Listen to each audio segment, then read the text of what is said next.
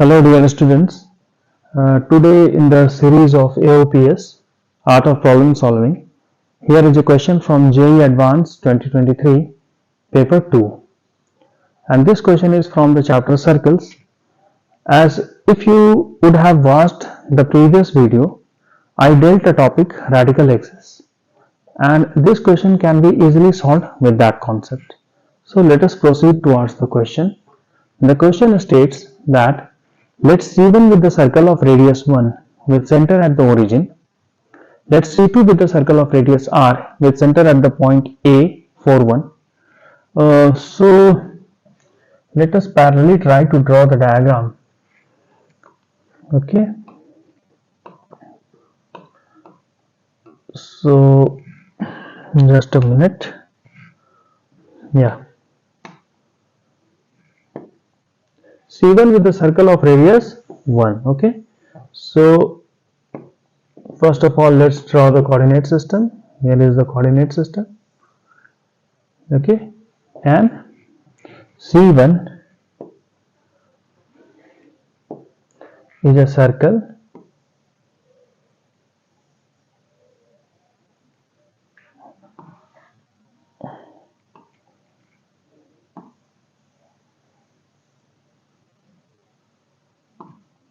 just a minute. This is a circle with center radius 1. Okay, this is a circle with radius 1 and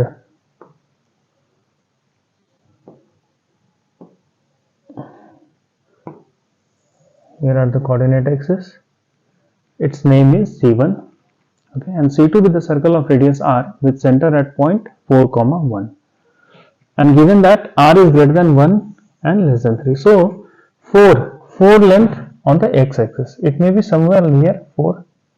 Okay, and 1 would be here, right?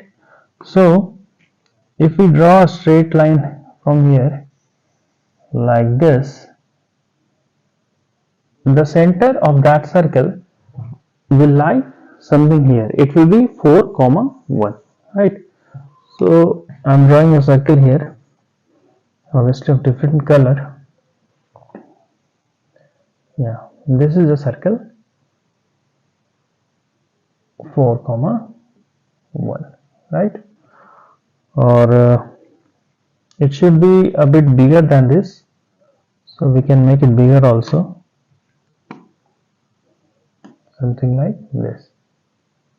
Okay, now the question says that C2, this is C1, this is C2. Okay, and two distinct common tangents PQ and ST are drawn. PQ and ST, two tangents are drawn, right? So let us draw two tangents, one tangent from here to here and one tangent from here to here. Okay, the name of the tangent will be writing here. PQ. First of all, we should name it C1 0 0, and this center, this circle is C2 and its center is 4 1, 4 1, right? This is PQ and this is ST, right? Now it is saying that the tangent PQ touches C1 at P and C2 at Q, right? The tangent ST touches C1 at S and C2 at T. Okay, midpoints of the line segment PQ and ST are joined to form a line which meets the x-axis at a point B. If AB is equal to root 5, then the value of r square. It is saying that the midpoint of these lines, are drawn, right? The midpoint of these lines are drawn. The midpoint would be something like this purple line. Okay, I think you will be able to see it, or let me draw it once again.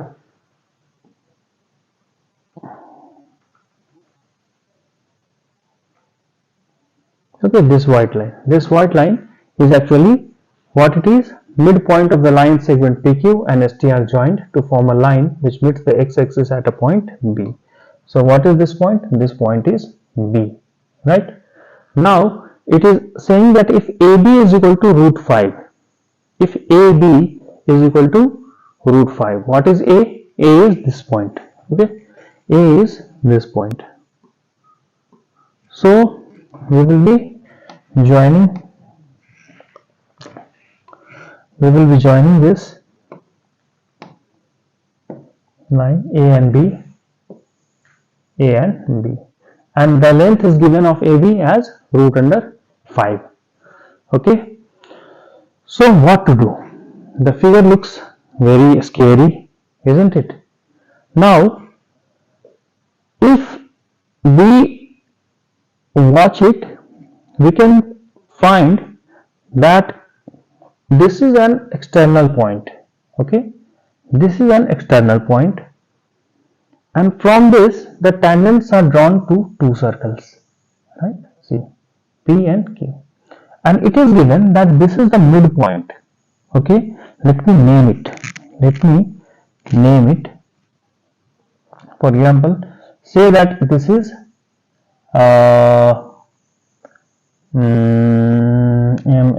M. Okay, this is M. Now MP is equal to MQ, isn't it? MP is equal to MQ, and if I name it N, then NS is equal to NT. That means the tangents PM drawn to circle C1 and the tangent MQ drawn to circle C2 are of equal length, and similarly on the same locus of point, the tangent NS and the tangent NT are equal. So what do we call such a locus? We read in the last video that such a locus is called radical axis. If a candidate is able to recognize this, or if he has read about the radical axis, he will be able to approach this question confidently. That's why in the previous video I discussed this concept. Now, what would be the equation of Mn? Mn is a radical axis. Okay, Mn, I can write here, Mn is a radical axis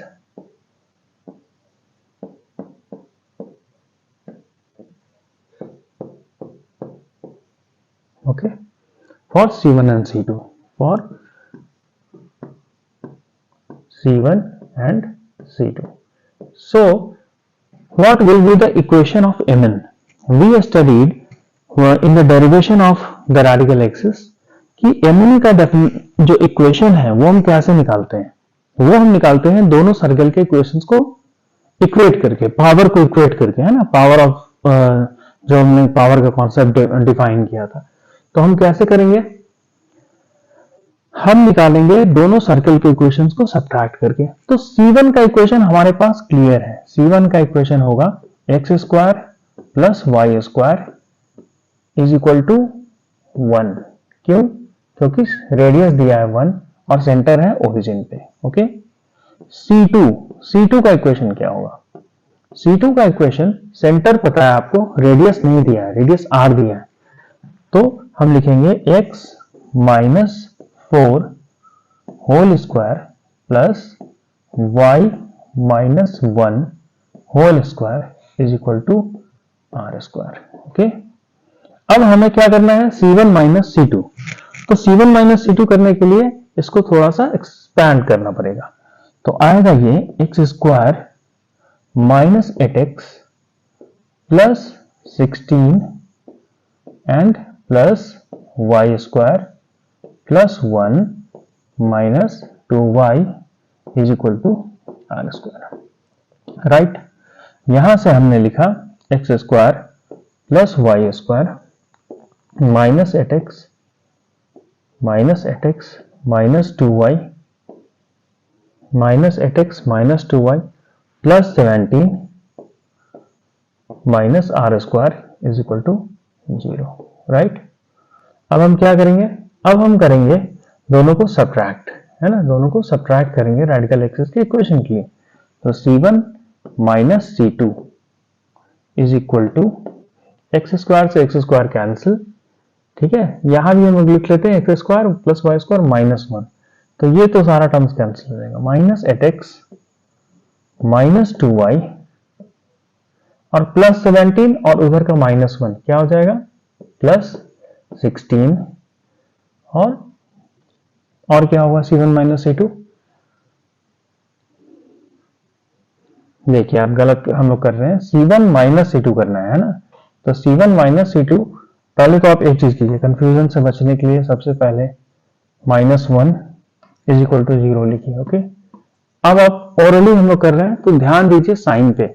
इससे ये जब minus होगा तो यहाँ plus होगा, यहाँ plus होगा, और ये -1 यहाँ आएगा तो ये -18 होगा। ठीक है, ये छोटी छोटी गलतियां यहाँ पे हो जाती हैं, तो यहाँ पे हम लिखेंगे 18 -1 और -17।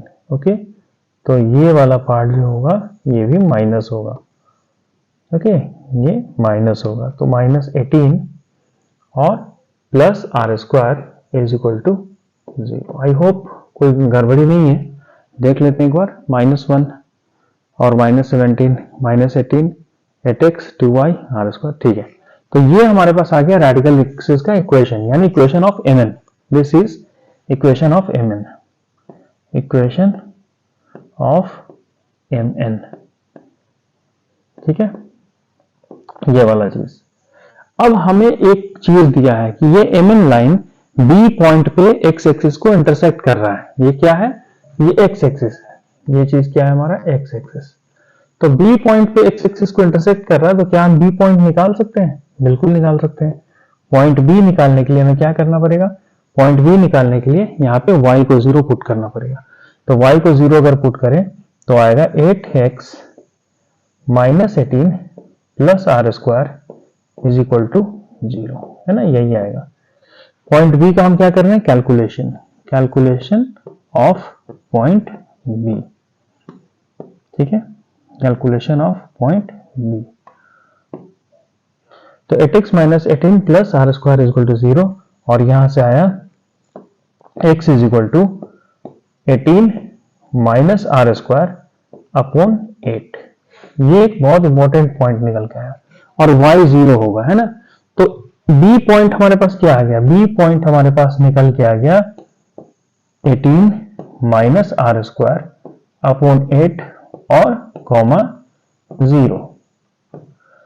अब देखिए हमारे पास b से a का लेंथ दिया हुआ है, हमारे पास b से a का लेंथ इस क्वेश्चन में दिया हुआ है √5। तो उस चीज को हम लोग यूज कर सकते हैं यहाँ पे। ओके, कैसे करेंगे? देखिए AB का लेंथ हमारे पास दिया हुआ है, तो AB का लेंथ अब क्या होगा? हम लिखते हैं AB का मोड का square is equal to 18 minus r square by 8 minus 4, ठीक है, का होल स्क्वायर, और 0 से 1 यानी -1 का होल स्क्वायर। और ये किसके बराबर होना चाहिए? 5 के, है ना, स्क्वायरिंग कर रहे हैं हम लोग। तो यहां से निकल के आएगा 18 minus r square by 8 plus 16 minus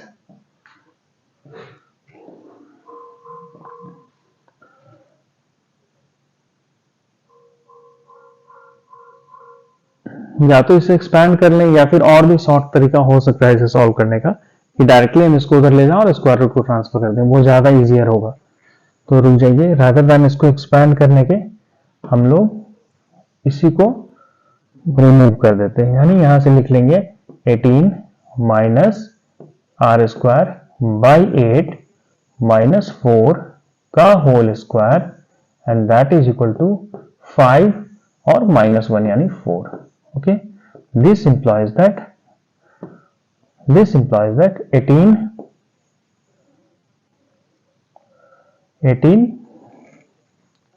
minus r square upon 8 minus 4 is equal to क्या हो जाएगा? is equal to, ये 2 कहां से आ रहा है? इस 2 को डिलीट हटाओ यहां से, है ना, 2 है सिर्फ, तो ये इस तरफ आएगा, तो इस तरफ आके ये बन जाएगा +-2, ये बन जाएगा +-2। ठीक है, अब यहां से लिखेंगे हम लोग 18 minus r square by 8 is equal to, एक आएगा उधर जाने पे -4 6, और एक आएगा क्या 4 गया तो 2, दो वैल्यूज आया। अब अगर हम मल्टीप्लाई करें तो एक वैल्यू आएगा 18 minus r square is equal to 48, ठीक है, और minus r square is equal to 30 और r square is equal to minus 30। तो ये तो होगा नहीं, है ना, ये नहीं होगा क्योंकि नेगेटिव वैल्यूज दे रहा है। अब पॉजिटिव वैल्यूज को हम लोग लेते हैं, यानी 18 minus r square, 18 minus positive values को नहीं, अगर ये -2 होगा तब ये इस तरफ आएगा तो 2 बनेगा। तो 18 minus r square by 8 is equal to 2। तो यहां से आएगा 18 minus r square is equal to 16 और r square is equal to -2 और r square is equal to -2 नहीं, r square is equal to +2, ठीक है। तो ये वैल्यू आपके पास निकल के आ गया आर स्क्वायर का। क्वेश्चन आपसे यही चीज पूछ रहा था। आप देखिए क्वेश्चन में चलिए वापस। क्वेश्चन आपसे क्या पूछ रहा था कि आर स्क्वायर का वैल्यू निकालो। तो आर स्क्वायर का वैल्यू क्या है हमारे पास 2। तो आइए एक बार इसे फिर से फास्टली देख लेते हैं। किया क्या हमने, दो सर्कल्स थे, एक सर्कल C1 जिसका जो कोऑर्डिनेट था ये ओरिजिन पे था, तो इसका इक्वेशन लिखना बहुत आसान था, x square plus y square equal to r square. ये दूसरा सर्कल 4 1 पे दिया था और ये चीज, ये जो लाइन है ये दिया था √5 लेंथ का, है ना।